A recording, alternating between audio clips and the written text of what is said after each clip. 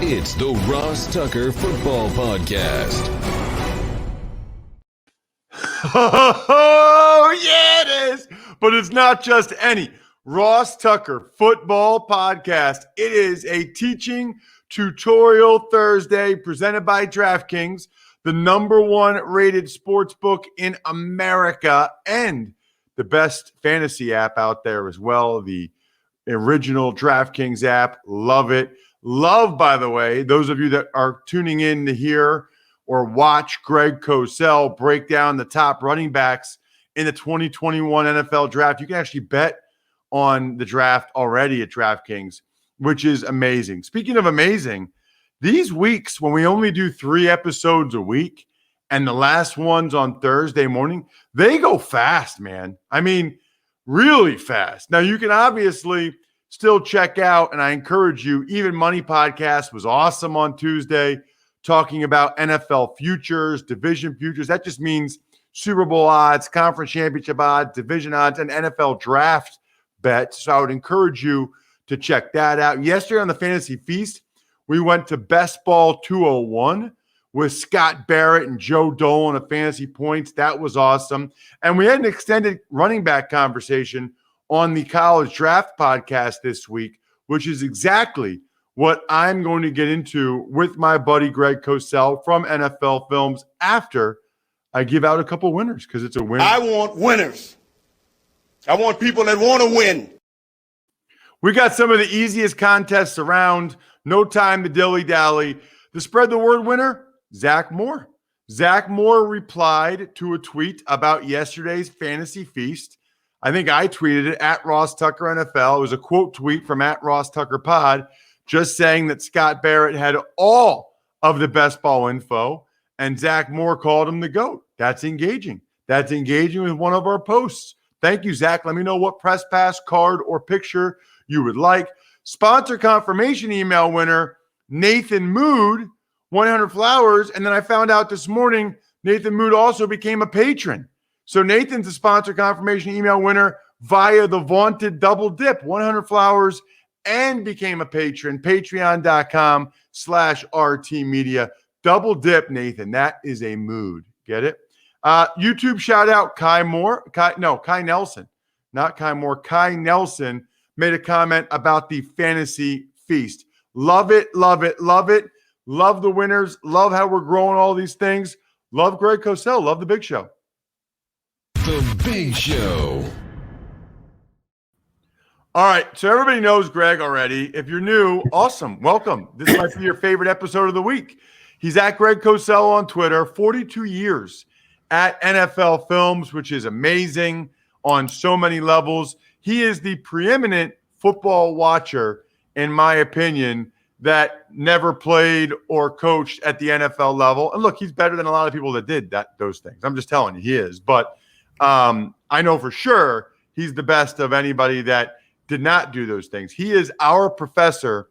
And Greg, I think this might be like the 7th consecutive year that we start our running back draft breakdown with me asking you, Greg, how important is the running back position? Does the running back position matter?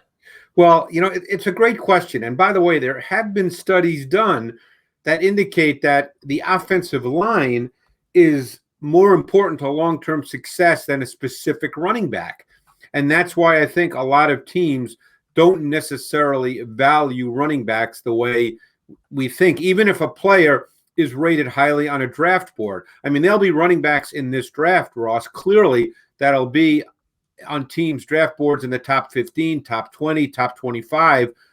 The question is, do you take the running backs there? And then, that's why teams do studies. But then you look at your draft board. So it's a tough deal for a team. I don't have a brilliant answer to that question. You have to decide what that player means to your specific offense.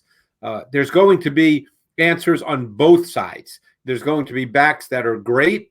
Look, usually second deals for backs, most people would say don't do that. Obviously, the Titans just did that with Derrick Henry. People can debate whether that's a good move or a bad move.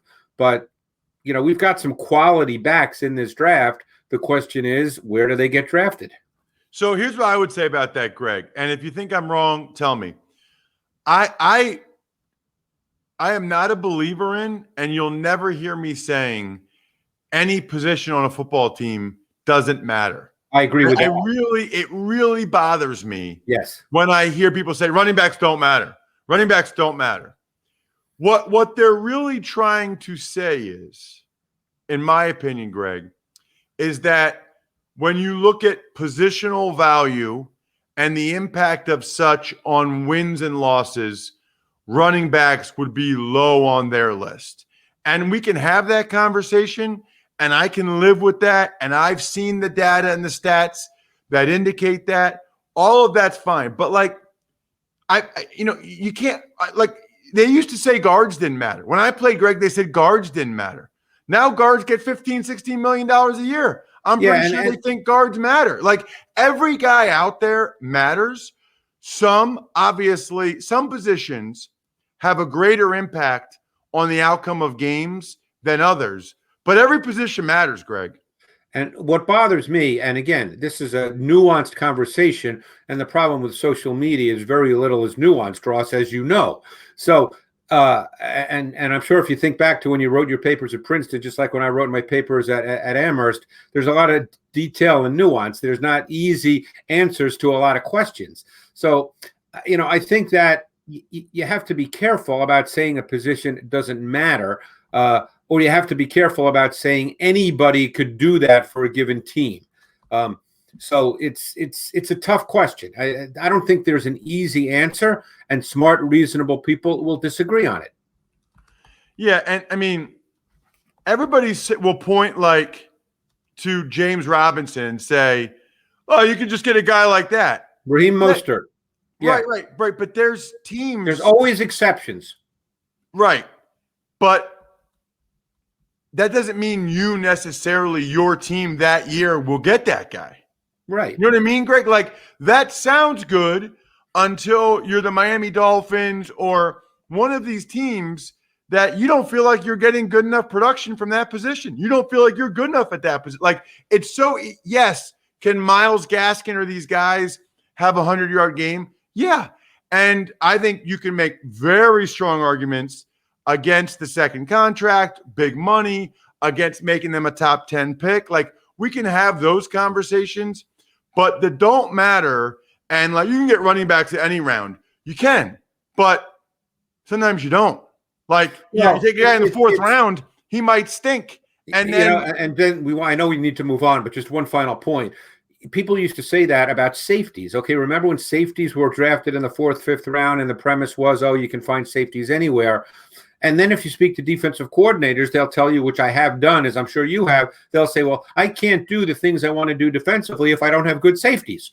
So, I mean, you can say all these things, but nothing is a definitive here. It's easy to throw it out there and make it sound like you're smarter than everybody else, but you've got to talk to coaches and how they feel about the deployment of players and how that factors into winning a game every Sunday. Yeah, ask Sean Payton whether or not he thinks Alvin Kamara matters. Right. You know what I mean? Give me a break. Ask Steve Spagnuolo if he thinks Tyrann Mathieu matters. Right. All right, let's get into these draft guys, Greg. I love having those chats with you like that. Maybe we'll do it more this offseason. Do you have a number one guy, Greg? Do you have a guy? Because I've seen three different guys, two in particular, listed as the number one guy. Who's your the guy on this tape I really liked? And we'll just go through the guys again. Now I'm just talking about my evaluation of the player. We're way beyond now, where a guy should get drafted. I don't do that, Ross. You know that. I don't do mocks. I don't say a guy should be drafted here. One guy I absolutely loved on tape, and I knew nothing about him when I put his tape on, was Javonte Williams from North Carolina. I thought he had the look and feel of a feature back in the NFL. Size, compact build, patience, vision, subtle lateral quickness and confined space, burst speed, powerful, contact balance. He had as good a contact balance with his ability to run through and break tackles as I think I've seen in recent memory. I thought he was a very, very complete runner, and I think that his receiving traits can be developed over time. He doesn't come into the league right now as a big-time receiver, but I think they can be developed over time. So, Greg, just for clarity here, obviously you love the guy. Do you think he's the best back in the draft?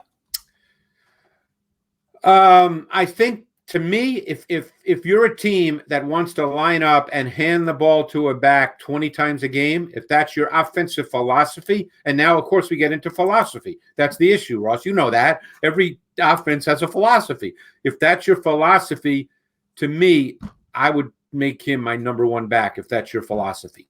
Wow. Okay. Interesting. Then who would be the next guy on your list? Well, then you start again. Let's play off philosophy without making lists. Someone like Travis Etienne of Clemson is really explosive. When you bring those kinds of explosive traits to the party, that makes him a strong projection in transition. He's a home run hitter. The question with him is, what is he? He was not a volume back in college. To me, he improved as a runner in 2020 because I watched a lot of games from 2019 as well. I thought he improved as a runner in terms of his contact balance, finishing traits. He got harder yards this year than he did in 2019, but he still was not a volume runner. At times, he reminded me of Dalvin Cook, but Cook was a volume runner in college and is a volume runner in the NFL. So we know Dalvin Cook can do that. The question is, do people see him more as someone you mentioned a few minutes ago, Alvin Kamara? Kamara is a much shiftier, looser athlete, and he's more advanced and refined as a receiver. Etienne's more straight line explosive, and Etienne does line up detached from the formation and is a good receiver, and I think he'll get better at that. So, again, now it comes down to how teams see Etienne and what's your offensive philosophy. It's hard to say a guy who's never been a volume runner is all of a sudden going to be a volume runner. Maybe he can be, but he's never done that. He didn't do it in college. I got to ask you about the next guy because I'm assuming this guy's pretty high on your list. Maybe he's not, just in terms of the eval. And that is Najee Harris from Alabama. Now, there's a volume back. I think you have to understand that that's what he is. He's not a back you put out there for 8 carries a game.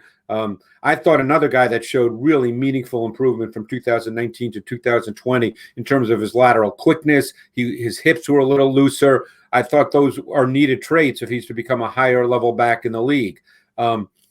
He showed some jump cut quickness, much smoother change of direction. He just looked like a better back in 2020.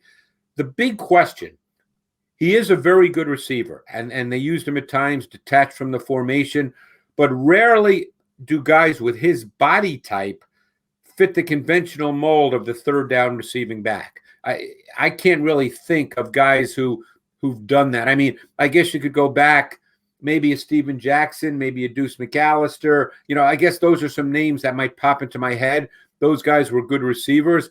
Can Najee Harris be that guy? Is he a 3-down back in this league?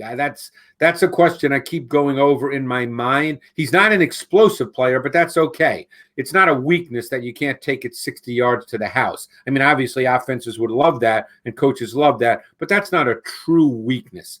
The concern for me with him is he's a little bit upright. He takes a lot of body shots. He takes on a lot of contact, Ross. Now, he's physical, he's competitive, he's all those good things, but he takes a lot of contact during the game. Yeah, he kind of reminds me, I think maybe it's the hair a little bit. I've seen some Steven Jackson watching him, the upright and the hair and the size. There's also a little bit like Matt Forte to his game. I feel like watch him. Now, I thought Matt Forte personally was a little smoother. Like, when I would remember Matt Forte, particularly if it was outside zone or toss plays, he just looked like a smoother back to me. I've seen that Forte comparison. I don't quite see it the way other people do, but that's okay. I mean, that's, What about, Greg, a guy that didn't play this year? And this is, look, I know scouts will tell you, Greg, that you scout the player, not the school. Right. But this is like the 5th good running back to come out of Memphis in the last 3 years. I mean, Henderson and Pollard and Gibson. And I mean, it's really impressive. And Gainwell had a heck of a year a couple years ago, such that he didn't even play this past year because he felt good with his standing. Now, to me, he's the most like Alvin Kamara in this class. He's not quite the same level athletically and explosively as Kamara, but I think he presents similar value to an NFL offense with his multiple run game experience and his ability to line up all over the formation as a receiver and run receiver routes, not running back routes, receiver routes. And that to me is what makes him, I think, a pretty big time prospect because of his ability to impact the passing game, Ross. I think this guy, of all the top backs in this draft, and I've not done, 25 backs. I'll get to 25 backs by the time the draft rolls around. But for the purpose of our conversation, I've probably done 10 backs. Of the backs I've done, I think that he presents the most as a big-time prospect because of his value in the passing game. I mean, he ran vertical routes and made tough catches on back shoulder fades, on like I said, vertical type routes. And you normally don't see that very often with running backs. Right. And look, this guy's so good, Greg. Memphis made Antonio Gibson a receiver. Right. I mean, think about that, right? Like the Gainwell was so good that Antonio Gibson, who was a third-round pick and had a good rookie year, he played receiver at Memphis because they like Gainwell so much. Right, and in 2019, Gainwell had 231 carries. So you're right. It wasn't like Gainwell was just like, oh, give him the ball once in a while. He had 231 carries. And he caught 51 balls at 12 yards a catch. And I know those are numbers, and I go way beyond numbers when I do my work, as you know. But just to make the point that this guy carried the ball with some volume, and he was a really important receiver. And like I said, it was the routes he ran. So I think this guy's fascinating. He's not on in the normal conversation because he wasn't on the radar because he didn't play this year. But I loved him watching him on tape. I thought that he was a really good prospect because of the receiving element. I'm curious to get your opinion on the other North Carolina running back, Michael Carter, because I know Emory Hunt on Monday's College Draft podcast just loved how elusive Carter is. Yeah. Well, he's 5'8" and about 200 pounds. And so normally that says complimentary back. And he's a good receiver. And my sense is almost all teams will see him that way. But again, now you get down to team and philosophy. Some teams could see him the way the Chiefs saw Clyde Edwards-Helaire coming out of LSU as a quote-unquote primary back in a heavy shotgun pass offense. It depends on your offensive philosophy. I mean, this kid has a strong multi-dimensional skill set. He can be a factor in the run game. He's a factor in the pass game. The more I watched him, the more I liked him. I mean, I think that he's a darting, slashing kind of runner. He's got compact movement, really good balance. He can re-accelerate. He flashed some power at times when he initiated contact. I like the player. It's just a matter of what he is in the NFL. And I think the sort of gut response is, the immediate response is, oh, well, he's a complimentary back. And maybe that's what he is. But now you get into philosophy. Got to also ask you, Greg, about Trey Sermon. Matt Waldman, a guy I have a lot of respect for. He was on Monday's College Draft podcast. He thinks Trey Sermon's the best back in the draft. The former Oklahoma Sooner who played for Ohio State this past year. What did you see from Sermon, Greg? Well, I watched him at Oklahoma, and I watched him this year at Ohio State, and I like Sermon. I think that he fits the profile of the sustaining, competitive back more than the explosive back. I think he's the kind of back that you can give the ball to 20 times a game if that's what your offense is. He's a mature professional runner. He's got patience. He's got vision. He's very good working in confined space with balance, with strong finishing traits. So again, now you have to decide, what is he to you? I don't think he's the kind of back you give the ball to 6 times a game and say, okay, he's a committee back. You wouldn't say he's shifty and elusive, but he's workmanlike, he's efficient, he's competitive. Those backs always find a place in the league. It's just, what is he to your offense? Is there anybody else, Greg, that you feel like merits a mention, whether it's Herbert from Virginia Tech, Patterson from UB. Anybody else that you feel like I want to at least say one thing about this guy? Khalil Herbert I found fascinating. He was a kid that went to Kansas and then had the graduate transfer year at Virginia Tech this year and had a really, really good year. This kid really he's a cutback runner. He was so decisive cutting back. He was a zone runner. I'm going to make a comparison I don't want people to think I'm making this comparison because I automatically think he's this guy. I liked him, and I thought that he doesn't have all the needed traits right now to be a quote-unquote running back one, given that he's much more of a space runner than an inside sustaining runner. But there were times he made me think of Tiki Barber. And before people go, oh, my God, Tiki Barber, keep in mind, and you'll remember this, Tiki Barber did not become a foundation back until his 6th NFL season. And I'm not saying that Herbert is that guy right now, but just stylistically, I thought of Barber as I watched him. So we'll see where Herbert goes. I mean, he's 5'9", he's 204 pounds. So we'll see. But I like the player. He's got some explosive traits to him.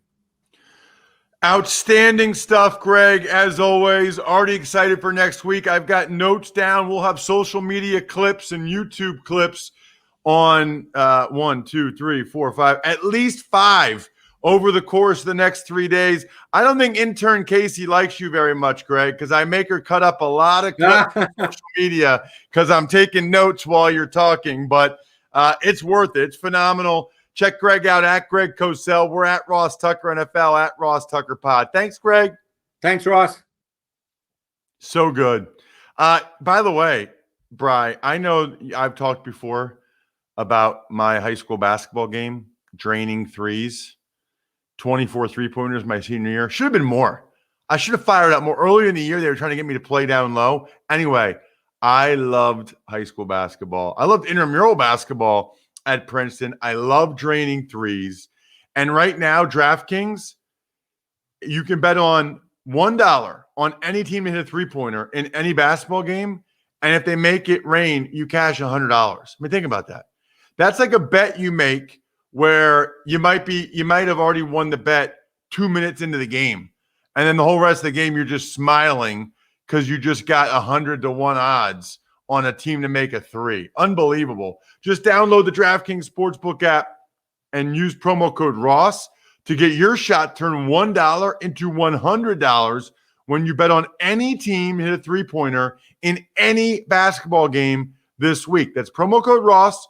For new customers, get a shot at 100-1 odds on any basketball team to hit a three-point shot only at DraftKings Sportsbook. Must be 21 or older. New Jersey, Indiana, Michigan, or VGN only. New customers only. Restrictions apply. Winners paid out in $425 free bet. See DraftKings.com/sportsbook for details. Gambling problem? Call 1-800-GAMBLER in Indiana, 109 with it, or in Virginia, call 888-532-3500. Tuck's Takes. Morning, Ross. Not a lot of news to get to today other than guys like JPP and Chiefs Mitchell Schwartz posting pictures of their surgeries and a strange situation involving Ravens free agent pass rusher Matthew Judon. Right. So, JPP, obviously, sometimes you wait a couple weeks after the Super Bowl before you have the surgery. I think Mitchell Schwartz was trying to avoid it, which is what you try. In my experience, you try to avoid back surgeries, and then you ultimately have it. Like, I don't know many guys that have ever able to just totally avoid having it. You try to see if you can rehab it without it, but doesn't often work. Didn't work for me, and I tried hard. I didn't have my surgery till April, because they kept thinking maybe I could avoid it because they know that sometimes the surgery doesn't necessarily fix it like some of these other things. As for the Judon thing, man, he's not helping himself. He didn't like a report from Jamison Hemsley, who covers the Ravens, saying that Judon turned down $16.5 million per year last summer. He didn't like that and said, take the report down or whatever. And then he threatened to post pictures of Judon and Jamison at a strip club. I don't like weird, man. Weird. Like, I don't know what they're doing at the strip club. I don't know. Like, didn't he already put it out there? Unless it's something scandalous. He kind of already said that Jameson was at the strip club, which is legal. It just doesn't help him. It doesn't help him with the Ravens. It doesn't help him with the next team. Just not smart if you're Matthew Judon at all. Not at all. What is smart is how many of you have been subscribing to the YouTube channel and commenting. I love it. We've got like, I think 2 or 3 so far. So here's what happens. You subscribe to the YouTube page, youtube.com/RossTuckerNFL, and then you comment on any of the videos. I'll reply to it and say, and tell you something if I want you to maybe be in the next Football Feedback YouTube exclusive show where you come on the show just like Brian is right now and ask me a question. So we've got several people that have done it, but there are still more spots available. YouTube.com/RossTuckerNFL. Let's get to an email, Brian. Ever wanted to ask an NFL player a question? Well, here's your chance. It's time to Ask Ross. Email address, ross@rosstucker.com. Love getting the emails. Might even get to 2 today. We'll try. But it is why we have Football Feedback now, so we can get to more of your questions, because one of my, like, I think you guys like it. I know I love it because you guys come up with topics that I wouldn't come up with myself. All right, Taste question. Hey, Ross, thanks to you and Brian for providing so much top quality football content 5 days a week in the offseason. 5 days a week during the season and 3 in the offseason. My question regarding TV timeouts. First, how odd was it for you when you first had TV timeouts? I would think it would be annoying to have to wait around for 2 minutes. Also, why did the players all go out onto the field during commercials? I've often noticed the teams run onto the field on change of possessions as though the play clock was running. And when you see the oven mitt guy, and I don't know what his proper name is, out on the field indicating a commercial, is it a rule that the players must be on the field, or is it just a habit? That is from Wes Myers from York, Pennsylvania. What do they call the oven mitt guy? The red hat? Orange sleeves. Red hat is college. Okay, the red hat is college. Orange sleeves is NFL. Communicating. And the answer is, Wes, you don't always take a TV timeout. So, yes, you're right. You could look over and you could see that the oven mitt guy, the orange sleeve guy is out there. But what's the difference between standing on the sideline, which some teams do, by the way, versus running out onto the field? You know, you're usually anxious and eager to be ready to go. Plus, as soon as they say you're back, boom, you call the play and you go.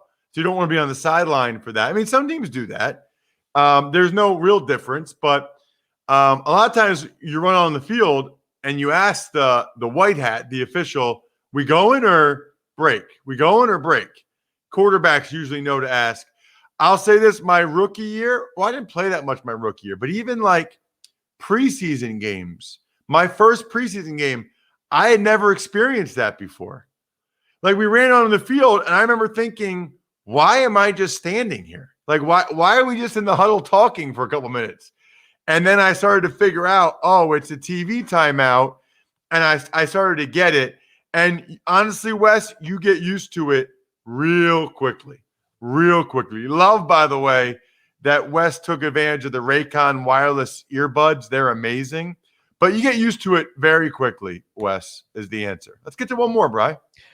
Before we do, I got a question. So during that 2-minute timeout and you're in the huddle, is it all football that you're talking, or is there other conversations going on? It can be anything. Like, sometimes it's funny because Joey Galloway, I guess, called Chad Hutchinson Chuck and would say, Chuck, what we got? Chuck, what we got? And I thought he was saying Tuck. And I would like turn around and be like, I don't know yet, Joey. Sorry. Sometimes the quarterback tells you what the play is going to be. Sometimes he doesn't. If he tells you, your reaction, your instinct is to like talk to the guy that you're blocking with, or maybe even say something to the running back. And some of the veteran guys would be like, don't talk to the running back. You know what I mean? Because like you're trying to be like, hey, if this guy does this, I'm going to do that. But they see you talking to them. So it varies, Bri. Sometimes it's football. Sometimes it's other stuff. I told you my Cleveland Browns TV timeout story, right? You may have, but I don't remember. So in a scrimmage that year, maybe we'll only get to one email now, but in a scrimmage, we scrimmaged the Browns that year. And I had been very physical and borderline in the scrimmage, like threw a guy down and speared him. I threw down Gerard Warren. Well, we play them that year, and they have it out for me. They stink, and they have it out for me. So after like the first play or two, they pushed me after the play. Then at the end of that first series, Gerard Warren spits in my face, the D tackle from Florida. So that was the first series we punt. We come out for the second series, and it's a TV timeout. And I very calmly walk over to them, Bri, and I just said, it was Alvin McKinley, Gerard Warren. I can't remember who else it was. I said, hey, guys, this is TV timeout. I just walk over, like in the middle of the field. I'm like, hey, guys, I'm sick of it. I'm going to break one of your effing legs on the next play. And I walk back to the huddle. And so then I'm in the huddle for like a minute and a half. We come out for the next play, and McKinley is like, he's lined up across from me. He's like, Tuck. We're good now, man. We're good now. Coaches want us to do that. We're good. Because I just had it. Like I was like, I'm not doing this. Like I'm not letting you guys push me after the play. I'm not letting you spit in my face. I'm gonna break one of your freaking legs. How about that? And anyway, every once in a while, people get a little snippet of on-field Ross, just a little snippet. But I still don't swear. We got a YouTube comment the other day that an 8-year-old. No, it was a cameo video. They wanted a cameo video for their son turning 8 because he listens to the show. So I actually, to be honest with you guys, I take a lot of pride in that. I feel like there's a lot of podcasts out there that swear. And I don't know. I just feel like that's an easy route to go. Like that, it's easier to just drop an F-bomb or this or that. I don't need it. We don't need it. You know what I mean? Like, it doesn't make you cool. I feel like I'm like talking to like my kid. Like, it doesn't make you cooler to say that. We don't need it. I can get the point across without swearing. And so, anyway, I hope you guys appreciate that because it is intentional for sure that I do that. Shout outs to Pizza Boy Brewing, Sporticulture, SteakhouseSports.com, Vision Comics with an X, DinerDepot.com. Anybody's got a restaurant or anything out there, make sure, please, you subscribe to the YouTube channel and check out some of the other shows. I'm telling you, you don't have anything to listen to tomorrow while you're working out or in the morning or at night.